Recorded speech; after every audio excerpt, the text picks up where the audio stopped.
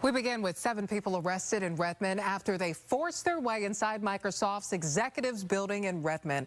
This, the latest in a series of demonstrations over the company's Azure platform and its usage in the Middle East. Fox 13's Jennifer Dowling has the latest. The president says that the company respects the freedom of expression and says that it is lawful. He says that people can protest at the transit center down the street because it is a public space. However, he says occupying an office as well as vandalism is not lawful. The People's Court summons Bradford Lee Smith. Today, protesters occupied the office of Brad Smith, Microsoft vice chairman and president. We are not leaving until you are forced to confront the crimes that you are enabling. They unfurled a banner to pay tribute to a software engineer killed in Gaza. And according to the group, No Azure for Apartheid, who shared these videos with us, current and former tech workers from Microsoft, Google, Oracle, and more were part of the occupation. I'm Vanya, a former Microsoft worker. That group says they were doing it to protest Microsoft's role in, quote, powering the genocide in Gaza and the mass surveillance of Palestinians. Free Palestine!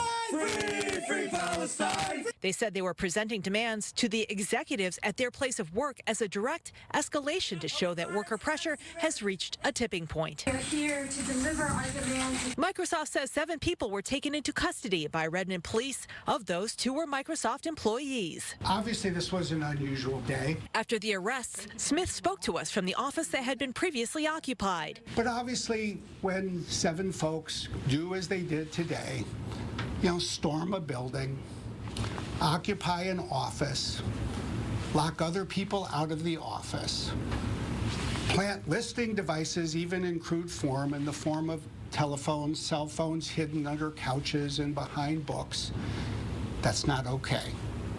When they're asked to leave and they refuse, that's not okay. He went on to say the company was investigating claims that the Israeli Defense Forces used Microsoft's Azure cloud computing program to store phone call data obtained through the mass surveillance of Palestinians, specifically looking into claims written in an article in The Guardian. Some of what they heard turned out to be true, and much of what they reported now needs to be tested. Tuesday's protest also comes on the heels of multiple days of protests within the last month. Last week, more than 18 people were arrested after red paint was splashed on a Microsoft sign and on the ground. This is security video released by Microsoft showing the previous protests. As for how the protesters got in Tuesday, Smith says they have security footage that's being reviewed. We did get a report yesterday afternoon from an employee that someone from the activist group No Azure for Apartheid was calling around and seeking a floor plan of this floor. So obviously, one way or another, they figured out how to get in. We'll adapt our security accordingly.